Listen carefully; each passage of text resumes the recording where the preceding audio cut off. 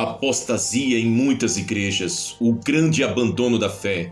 Ninguém de maneira alguma vos engane, porque não será assim, sem que antes venha a apostasia e se manifeste o homem do pecado, o filho da perdição, o qual se opõe e se levanta contra tudo que se chama Deus ou se adora, de sorte que se assentará como Deus no templo de Deus, querendo parecer Deus. 2 Tessalonicenses capítulo 2, versículos 3 e 4. A chegada da apostasia nos últimos tempos. A apostasia não é um fenômeno novo. Desde os dias de Israel no deserto, a infidelidade espiritual era recorrente.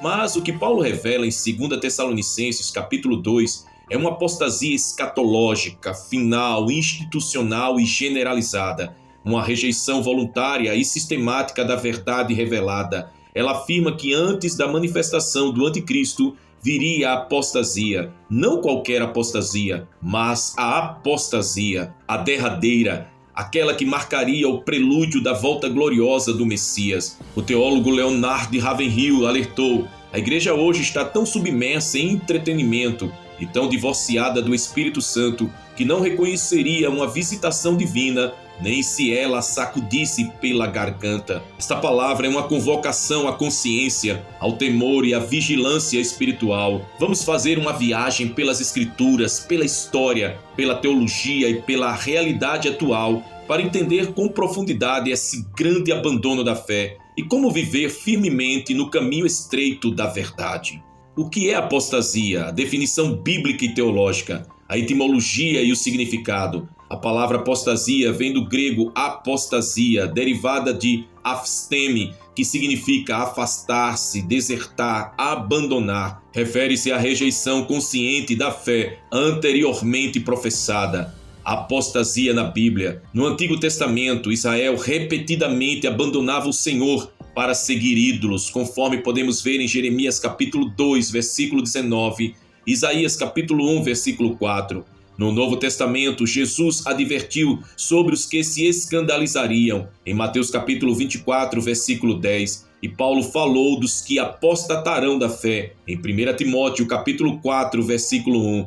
A apostasia não é ignorância, é rebelião. É mais grave do que heresia, pois envolve a rejeição voluntária da verdade que já se conheceu. É uma rebelião espiritual que começa com negligência e termina com rejeição. A apostasia ao longo da história bíblica. No Éden, o primeiro afastamento. Adão e Eva abandonaram a obediência ao mandamento divino. Isso marca a origem do afastamento humano de Deus. Em Israel, do Sinai aos profetas, a idolatria de Israel no deserto, os períodos de juízes e divisão do reino e os cultos pagãos demonstram a inclinação à apostasia. Os dias de Jesus, religiosidade sem fé viva. Os fariseus representavam um povo que conhecia a lei, mas estava distante de Deus. Jesus os chamou de sepulcros caiados.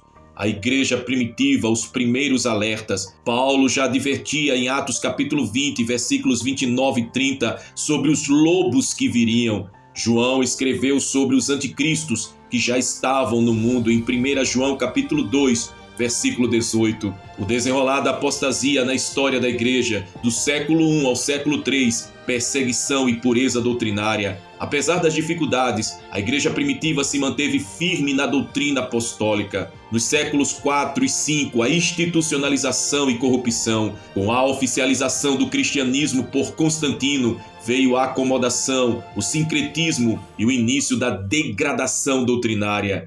Na Idade Média, a escuridão espiritual e abusos eclesiásticos, a venda de indulgências, o domínio papal e a ignorância bíblica abriram espaço para um sistema corrompido.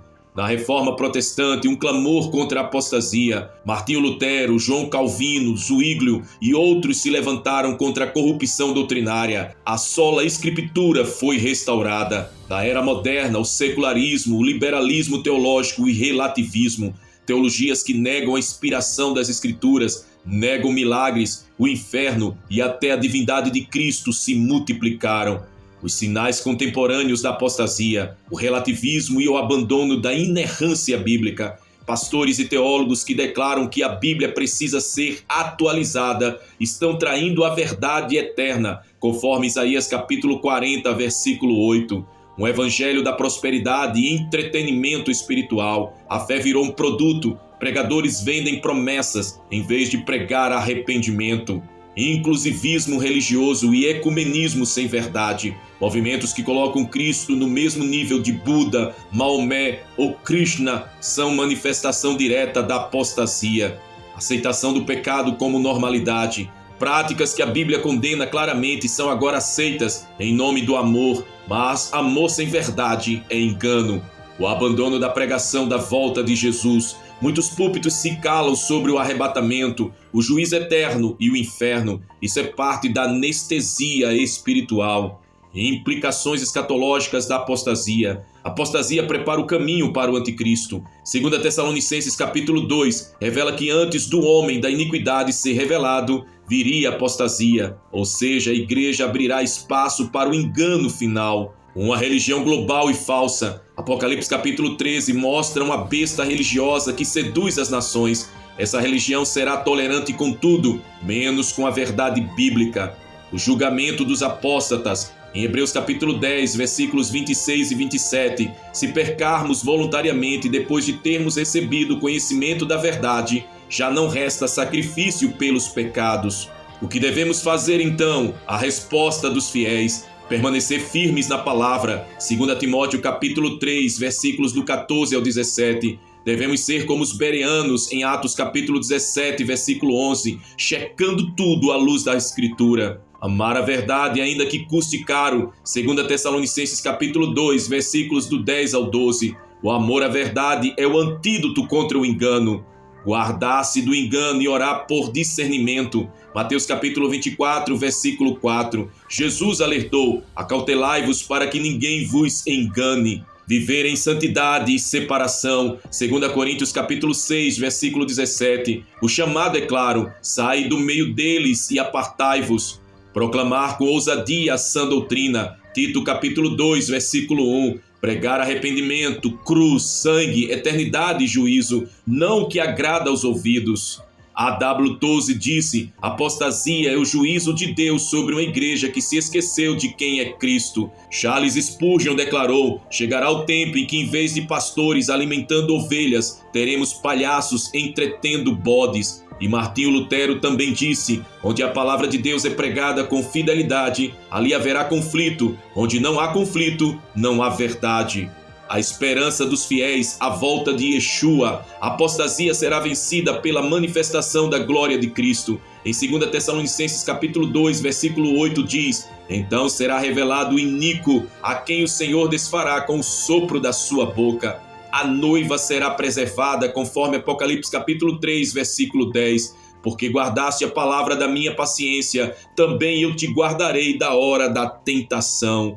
A eternidade com Cristo nos aguarda. Apocalipse capítulo 21, versículos do 1 ao 4. Para os fiéis haverá novos céus e uma nova terra. Todo sofrimento passará, toda apostasia cessará. Aleluia! Não negocie sua fé. Vivemos os dias mais proféticos da história. A apostasia já não é uma ameaça futura, é presente e real, mas há um remanescente fiel, há uma noiva que não se corrompe, que ama a palavra, que espera o noivo. Você fará parte desse povo? Você faz parte desse povo? Ou está sendo seduzido pelo espírito do engano? Combati o bom combate, acabei a carreira, guardei a fé, declarava Paulo em 2 Timóteo capítulo 4, versículo 7. Então, meu amado, que você possa declarar com seu coração, com toda a fidelidade e firmeza da sua alma em santidade: Maranata, vem Senhor Yeshua, vem Senhor Jesus.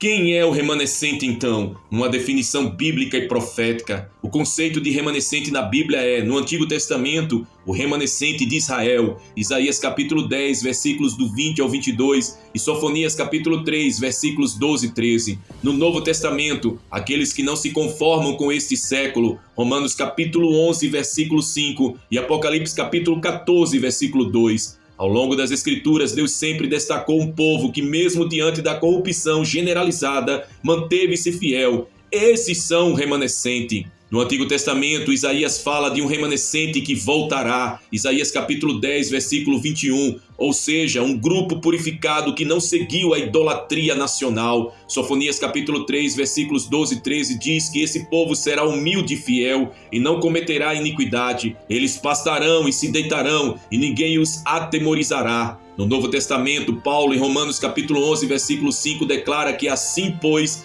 também agora neste tempo, ficou um remanescente segundo a eleição da graça. Em Apocalipse capítulo 14, versículo 12, descreve os santos que guardam os mandamentos de Deus e a fé em Jesus. As características do remanescente fiel é aqueles que guardam a palavra, mesmo que a maioria distorça as escrituras. O remanescente permanece firmado na verdade revelada. Não negam o nome do Senhor em um mundo que zomba de Jesus. Esses confessam o nome do Senhor com ousadia. Eles sofrem perseguições, como os fiéis do passado enfrentam calúnias, prisões e rejeições por sua fidelidade. Eles esperam o arrebatamento, alimentam-se da esperança da vinda de Cristo, anseiam pelo arrebatamento, não estão encantados com este mundo. O remanescente não é popular, mas é poderoso. Eles não ocupam os palcos da fama religiosa, mas têm autoridade no céu. Não são a maioria, mas são conhecidos por Deus. Deus não busca multidões, mas corações rendidos.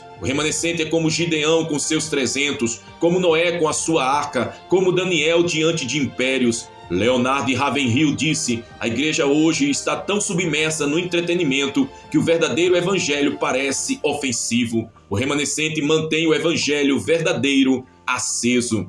A vida do remanescente em tempos de apostasia, ele vive contra a maré. Romanos capítulo 12, versículos 1 e 2. Ser fiel é remar contra o fluxo da cultura, da mídia, da religião institucionalizada. O remanescente vive um culto racional, com mente transformada, não se conformando com o sistema corrompido. Ele sofre por causa da verdade. 2 Timóteo capítulo 3, versículo 12. Perseguições físicas, ideológicas e até eclesiásticas fazem parte da caminhada. Ser fiel hoje é ser alvo de escárnio, perseguição ideológica, censura e até ataques dentro da igreja institucionalizada. Eles buscam a santidade no mundo impuro. 1 Pedro capítulo 1, versículos 15 e 16. A santidade é o selo do remanescente. Em um tempo de sensualidade e libertinagem, eles buscam pureza. Não é legalismo, mas separação para Deus. O remanescente é radical porque ama Deus mais do que o mundo. Eles se alimentam da palavra e da oração. Salmos 119, verso 11 e 1 Tessalonicenses capítulo 5, versículo 17. A palavra é o pão, a oração é o fôlego. O remanescente não sobrevive sem comunhão com o céu. Oram sem cessar, leem a palavra como quem busca um oxigênio. São dependentes do Espírito.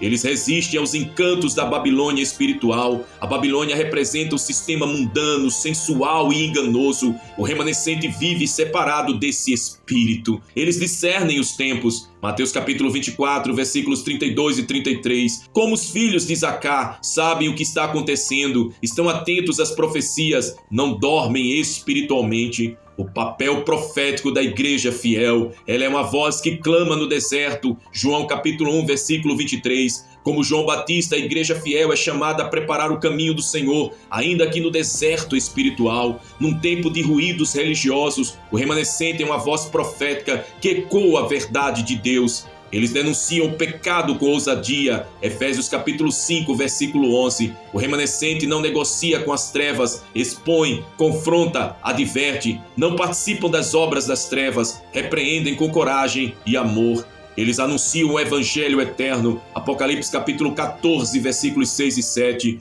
Não um evangelho moderno, mas eterno, que fala de juízo, de arrependimento, de cruz, de céu e inferno. A mensagem não mudou. É evangelho de arrependimento, fé e juízo. Uma mensagem que prepara para o céu. Eles intercedem com lágrimas. Joel capítulo 2, versículo 17. Sacerdotes fiéis choram entre o alpendre e o altar, clamam por misericórdia, não vivem em frieza espiritual. Os fiéis choram pelos desviados, pelas nações, pela igreja apóstata. Eles geram um avivamento autêntico. Atos capítulo 2, versículos do 42 ao 47. A presença do remanescente gera um ambiente onde o Espírito Santo se move com liberdade. Não fogem da doutrina, da comunhão, da ceia e da oração. Avivamento que não é emocionalismo, mas presença manifesta do Espírito. Eles exercem discernimento espiritual. 1 Coríntios capítulo 2, versículos do 14 ao 16. Discernem espíritos, ensinos e intenções. Não se deixam enganar por aparência ou fama.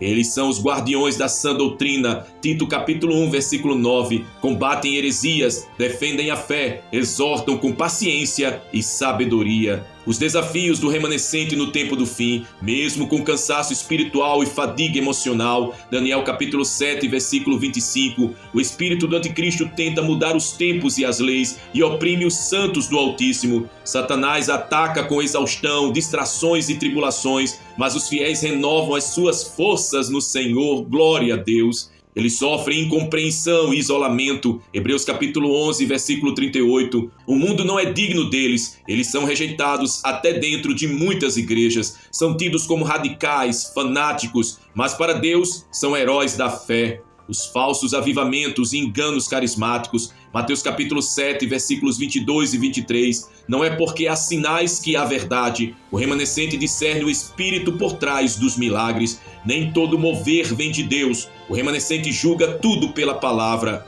O desapego das coisas deste mundo. 1 João capítulo 2, versículos do 15 ao 17. Eles vivem como peregrinos, não têm raízes nessa terra, esperam uma pátria melhor. Vivem como estrangeiros e peregrinos, não se apegam a bens, fama ou conforto.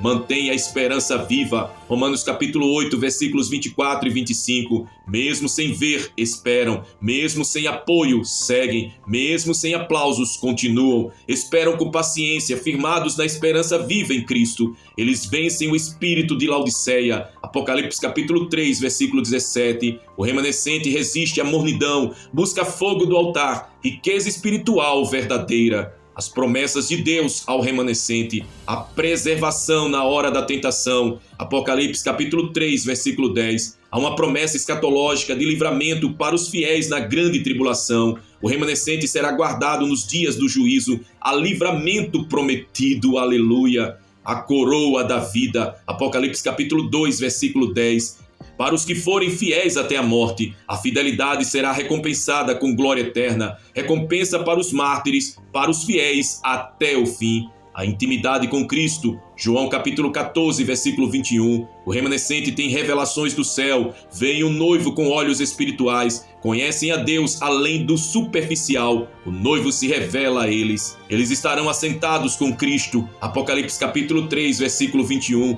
Eles reinarão com ele, herdarão o trono, receberão o galardão eterno, reinarão com o Senhor, serão galardoados. Eles têm os seus nomes escritos no livro da vida. Apocalipse capítulo 20, versículos do 12 ao 15. A garantia eterna, a vida com Deus, a glória indizível. Aleluia. David Wilkerson declarou: em tempos de apostasia, Deus levanta homens e mulheres de chamas. Corrie Timbom, a fé vê o invisível, crê no inacreditável e recebe o impossível. Dietrich Bonhoeffer, quando Cristo chama um homem, ele o convida a vir e morrer. Leonard Ravenhill declara: o verdadeiro cristão vive com a Bíblia aberta, com os joelhos dobrados e os olhos no céu. A missão do remanescente é preparar o caminho do Senhor, alertar a geração sobre o juízo vindouro, conforme Hebreus capítulo 9, versículo 27 e Atos capítulo 17, versículos 30 e 31. Pregam sobre o trono branco, o inferno e a santidade. Eles clamam pelo arrependimento nacional e global, segundo Crônicas capítulo 7, versículo 14. O remanescente intercede por uma geração cega. Eles treinam outros para suportar o tempo do fim. 2 Timóteo capítulo 2, versículo 2. A missão é multiplicar fiéis, treinar soldados. Eles esperam com vestes limpas. Apocalipse capítulo 19, versículos 7 e 8. A noiva está se preparando, suas vestes são justas. Eles clamam Maranata. 1 Coríntios capítulo 16, versículo 22. O clamor do remanescente não é por estabilidade terrena, mas pela volta de Yeshua.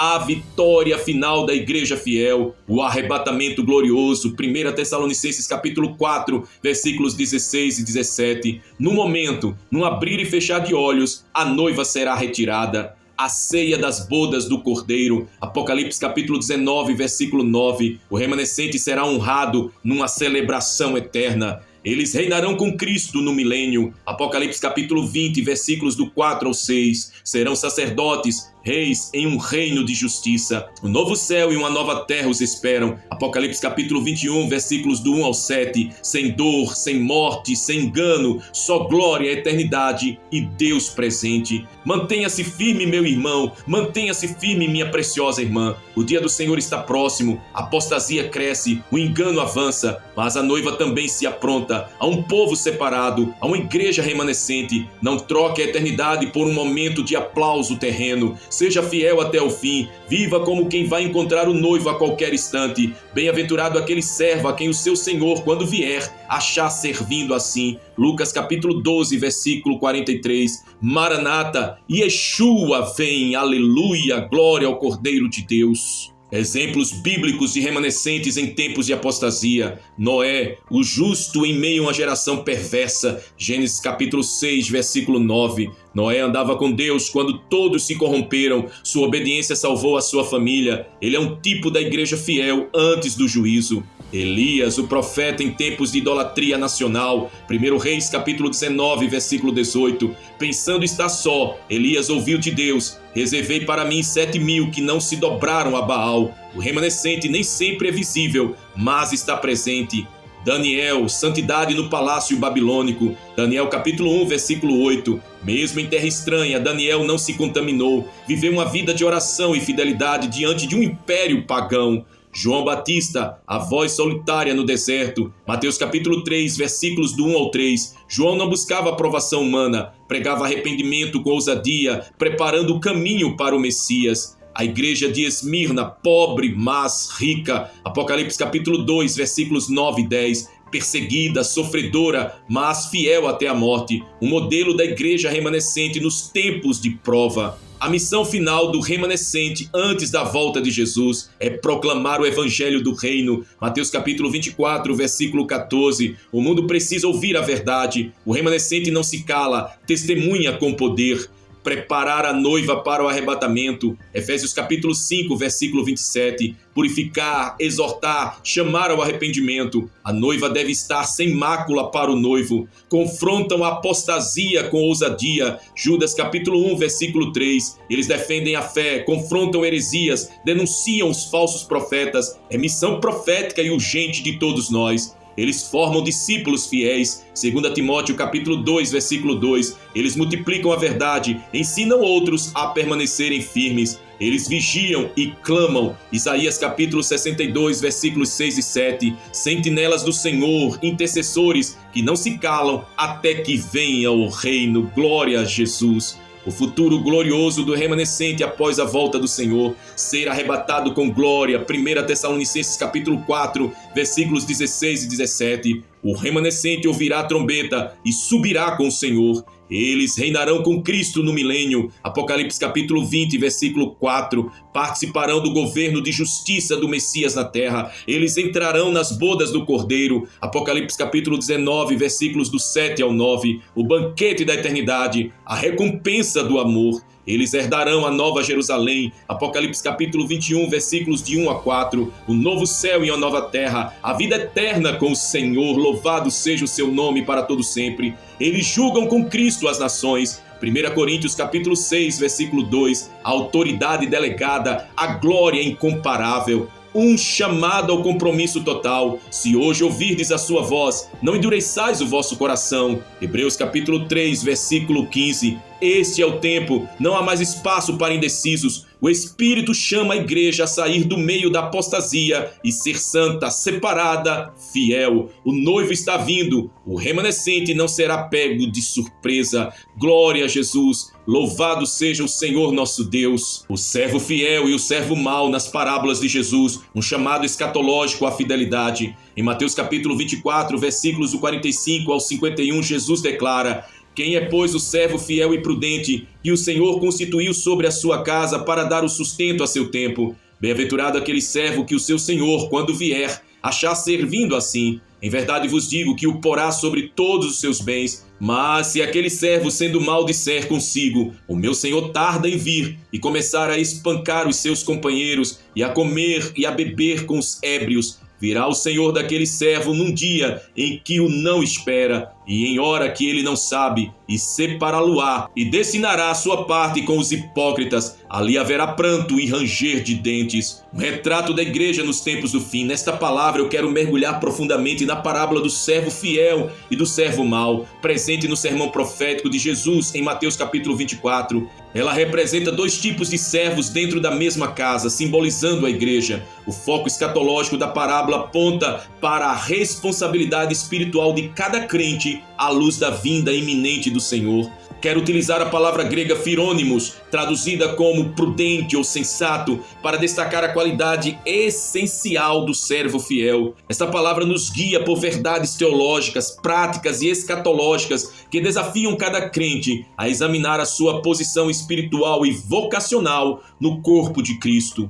O contexto escatológico da parábola, a estrutura de Mateus capítulo 24, Jesus está respondendo à pergunta dos discípulos sobre o fim dos tempos. Ele anuncia guerras, fomes, terremotos, perseguições e uma grande tribulação. Ao fim, compartilha parábolas sobre vigilância, preparo e responsabilidade. A parábola como espelho da igreja. A casa representa a comunidade da fé. Os dois servos simbolizam líderes e crentes em geral. Ambos estão na casa, mas com atitudes completamente distintas quanto à volta do seu Senhor. A expectativa da vinda de Cristo. A palavra ecoa a advertência: Jesus virá como um ladrão na noite. A esperança bendita da sua vinda deve moldar a nossa conduta cotidiana. O cristão deve viver com um olho na palavra e o outro no horizonte escatológico, declarou Charles Spurgeon. Características do servo fiel, firônimos: fidelidade contínua. O servo fiel é constante, mesmo quando o Senhor parece demorar. Ele trabalha com zelo e não depende de aplausos. O termo firônimos indica alguém que age com sabedoria prática e visão de futuro. Prudência e discernimento. A prudência não é medo, mas discernimento. O servo fiel é vigilante, como as virgens prudentes de Mateus capítulo 25. Ele se prepara, antecipa perigos e guarda a sua lâmpada acesa. Ele tem um senso de responsabilidade espiritual. Dar o alimento a seu tempo representa ensino, pastoreio, cuidado. O servo fiel não negligencia o rebanho. Ele entende que sua função é vital para o sustento espiritual dos demais. O temor do Senhor. O temor do Senhor é o princípio da sabedoria, conforme Provérbios capítulo 9, versículo 10. O servo fiel age como quem prestará contas. Não é motivado por cargos, mas por consciência santa. Ele tem amor pela vinda de Cristo. Como Paulo declara em 2 Timóteo capítulo 4, versículo 8, há uma coroa reservada para os que amam a sua vinda. O servo fiel vive com saudade do céu. A degeneração do servo mau. O início da queda, o desprezo pela volta do Senhor. O servo mau começa dizendo: meu Senhor tarda em vir. Essa negligência escatológica é o primeiro passo para a decadência moral e espiritual. O abuso de autoridade espiritual, ele espanca os conservos, sinal de abuso, manipulação, controle, autoritarismo, representa líderes que ferem ao invés de curar. Uma aliança com o mundo, comer e beber com os ébrios, aponta para a condescendência com o pecado, com o mundanismo e a dissolução. O servo mau busca prazer e companhia no mundo. Uma hipocrisia religiosa. Ele continua na casa, mas com vida dupla. É contado entre os hipócritas. Sua religiosidade é aparente, mas sua essência será corrompida. Nada mais perigoso do que um servo que permanece na casa, mas rejeita o caráter do dono. A.W. Tozer. Consequências escatológicas. O juízo inesperado. O Senhor virá em hora que ele não sabe. Isso ecoa o ensino de que a volta de Cristo será repentina e surpreendente. A separação final. Ele será separado e destinado com os hipócritas. O juízo de Deus é também uma separação. Ovelhas e bodes, trigo e joio, prudentes e loucas. O pranto e ranger de dentes, a expressão simbólica de condenação eterna, não é disciplina temporária, mas destino final. A consequência da infidelidade é a exclusão da glória, misericórdia. a perda do galardão. Enquanto o servo fiel será colocado sobre todos os bens, o servo mau perde tudo, a perda de recompensa e comunhão eterna. As aplicações proféticas para a igreja atual. Primeiro, a crise de liderança espiritual. Vivemos dias de escândalos, abusos e manipulação no meio evangélico. Muitos servos tornam-se mercenários, esquecendo-se do seu Senhor. Segundo, a teologia que despreza a volta de Cristo. Ideias como preterismo e espiritualização do Apocalipse enfraquecem a vigilância. O servo mau nasce em uma teologia que desconsidera o juízo. Terceiro, entretenimento substituindo o alimento. Em vez de dar sustento a seu tempo, muitos estão servindo distrações. A igreja precisa voltar a nutrir com doutrina, oração e arrependimento.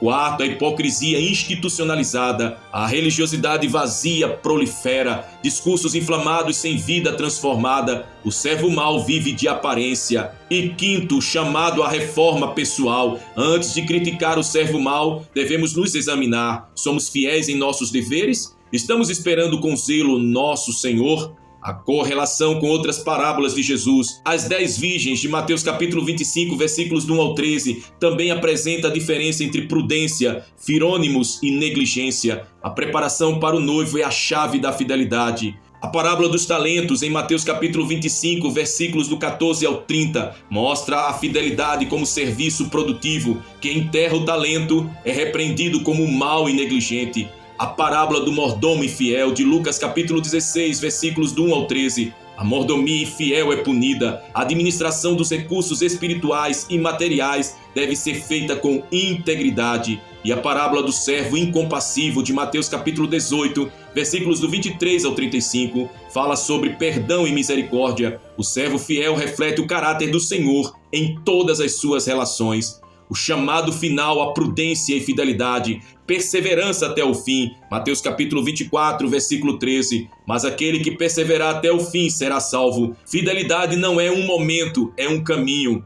A vigilância constante. Mateus capítulo 24, versículo 42. Vigiai, pois, porque não sabeis a que hora há de vir o vosso Senhor. A vida cristã é uma vigilância. Consciência de mordomia. Tudo que temos é de Deus. Somos mordomos, não donos. Um dia prestaremos contas. Fome da palavra. O servo prudente se alimenta e alimenta outros. Ele tem prazer nas escrituras e zela por seu ensino. O amor e zelo pela casa. Ama a igreja, cuida dos irmãos, promove a edificação. Ele não usa a casa para si, ele serve a casa. E intimidade com o Senhor. A maior marca do servo fiel é que ele conhece o Senhor e é conhecido por ele. Mateus capítulo 7, versículo 23. O dia do ajuste de contas está próximo. O tempo está próximo. O Senhor vem. Cada servo será chamado a prestar contas. A parábola é um espelho profético. Estamos sendo prudentes ou negligentes? Fiéis ou infiéis? O Senhor procura corações que o sirvam em temor, amor e esperança.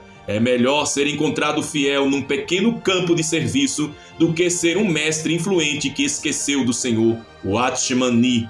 Que cada um de nós ouça naquele dia: bem-aventurado aquele servo que o seu Senhor, quando vier, achar servindo assim. Maranata, o noivo está voltando. Aleluia, glória ao nosso Deus, desde agora e para todos sempre. Quero te convidar neste momento a fazer uma oração poderosa de gratidão, de entrega, de milagres, de curas, de vitórias extraordinárias para esse tempo e também para que você esteja firme na presença do Senhor com toda a sua casa. Declare: Pai Santo, Deus Todo-Poderoso, Senhor dos Exércitos, hoje nos prostramos diante da Tua Majestade com corações gratos e quebrantados. Te exaltamos, Rei Eterno, pela palavra viva e poderosa que acabamos de receber, por essa mensagem que foi como espada afiada a discernir o que há em nosso íntimo. Ó Deus, como não te louvarmos se tua voz ainda ecoa sobre as águas tumultuadas da nossa alma? Como não glorificarmos o teu nome se tua palavra nos confrontou e nos despertou, trazendo assim a cura? Te agradeço, ó Pai, pelos inscritos deste canal e por todos que ouviram esta mensagem. Te agradeço pela vida de cada ouvinte, por cada coração tocado, por cada lágrima que desceu enquanto o teu Espírito ministrava. Tu és Deus de detalhes e cada palavra foi plantada como semente em terra boa. Agora, Senhor, rendemos a Ti as nossas vidas, entregamos os nossos caminhos, os nossos sonhos, nossos medos e nossa esperança. Recebe-nos como servos fiéis.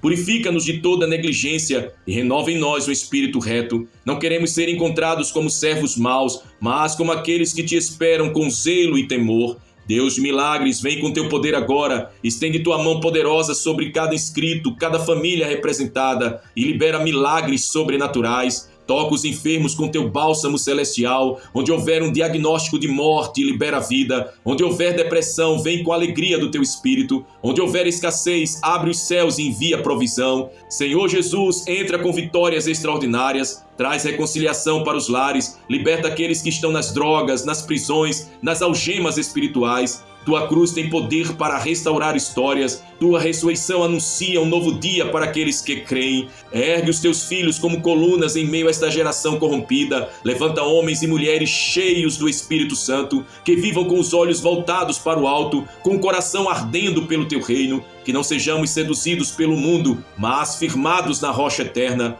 E agora, Senhor, como ato final desta oração, fazemos um convite profético. Se alguém que ainda não se entregou ao Cordeiro, que o faça agora. Senhor Jesus, recebe cada vida que se rende diante do teu altar. Escreve os seus nomes no livro da vida. Sela com teu sangue, enche-os com teu espírito e prepara-nos todos para o grande dia da tua vinda. Em o nome de Jesus te damos honra, glória e domínio e poder para todos sempre, ó Pai de amor. Amém. Maranata, o noivo está voltando. Se esta mensagem falou com você, declare sua fé nos comentários. Escreva algo que testifique sua entrega, sua vigilância e sua decisão de ser um servo fiel. Que você declare: eu e a minha casa serviremos ao Senhor com fidelidade. Declare: serei achado fiel quando o noivo voltar. Declare com todo o seu coração: não quero viver como um servo mau. Me desperta, Senhor. Declare com toda a sua alma: sou prudente, sou Firônimos, espero com temor e alegria a volta de meu Cristo. E declare com toda a autoridade e fé do seu coração: estou pronto, eis-me aqui, Senhor, conta comigo. Depois de tudo isso, se você ainda não é inscrito aqui em nosso canal, inscreva-se agora. Vai aqui no botão de inscrever, se inscreve, ative o sininho para receber todas as mensagens proféticas. Compartilhe esse vídeo com alguém que precisa de um despertamento espiritual. E que a graça do Senhor Jesus Cristo, o amor de Deus Pai e a comunhão do Deus Espírito Santo estejam com todos vocês, hoje e para todo sempre. Amém. Que o Senhor te abençoe e te guarde. Maranata, ora vem, Senhor Jesus.